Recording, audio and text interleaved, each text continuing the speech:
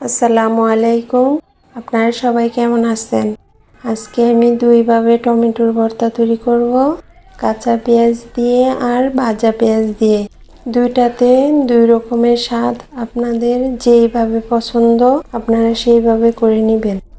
প্রথমে নিয়ে নিলাম 1 কেজি টমেটো। টমেটোগুলোকে ধুয়ে কেটে নিয়েছি, কিছু কাঁচামরিচও দিয়ে দিলাম। এবার আমি এটা চুলায় বসিয়ে জাল করে নেব।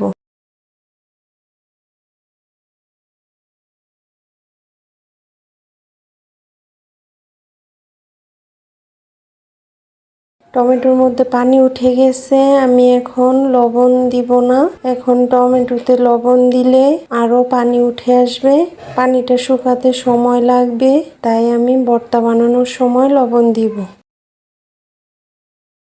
পানিটা অনেকটাই শুকিয়ে আসছে, আমি আরো একটু জাল করে শুকিয়ে নেব।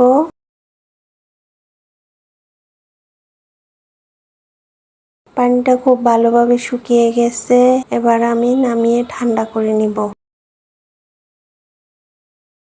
তারপর চুলায় একটা প্যান বসিয়ে দিয়ে দিব 2 টেবিল চামচ সরিষার তেল, দিয়ে দিব হাফ কাপ পেঁয়াজ কুচি, কিছু রসুন আর কিছু শুকনো মরিচ। এবার সবগুলো একসাথে ভেজে নিব। আমরা ঝাল কম খাই, তাই এখানে মরিচটা কম ব্যবহার করেছি। আপনারা আপনাদের স্বাদ মতো মরিচ দিতে পারেন। সব কিছু ভাজা হয়ে গেছে, এখন আমি নামিয়ে নিব। এবার আমি ভর্তাটা বানিয়ে নিব। প্রথমে আমি মরিচ, রসুন আর পেঁয়াজ একসাথে চটকিয়ে নিব।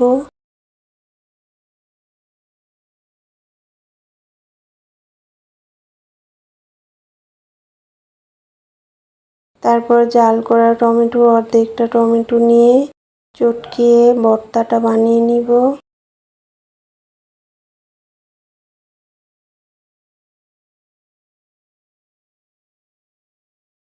তারপর একটু ধনেপাতা দিয়ে আবারও একটু মিশিয়ে নিব। তৈরি হয়ে গেল ভাজা পেঁয়াজ দিয়ে টমেটোর ভর্তা। এবার আমি কাঁচা পেঁয়াজ দিয়ে ভর্তাটা বানিয়ে নিব।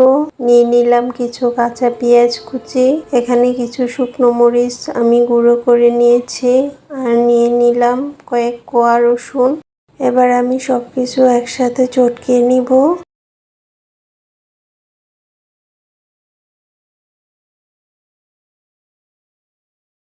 তারপর দিয়ে দিব একটু সরিষার তেল। এবার টমেটো দিয়ে আবারও সবকিছু চটকিয়ে নিব।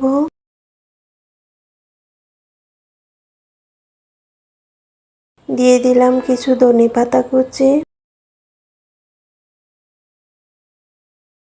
তৈরি হয়ে গেল খুবই মজাদার কাঁচা পেঁয়াজ দিয়ে টমেটোর ভর্তা। আপনাদের কোন ভর্তাটা বেশি ভালো লাগে কমেন্টে জানাবেন। আমার কাছে দুইভাবেই ভর্তাটা খুব ভালো লাগে, আপনারা বাসায় ট্রাই করে দেখবেন। আমার ভিডিওটি শেষ পর্যন্ত দেখার জন্য আপনাদের সবাইকে অনেক ধন্যবাদ। ভিডিওটি ভালো লাগলে লাইক অ্যান্ড সাবস্ক্রাইব করে দিবেন। আপনারা সবাই ভালো থাকবেন। আল্লাহ হাফেজ।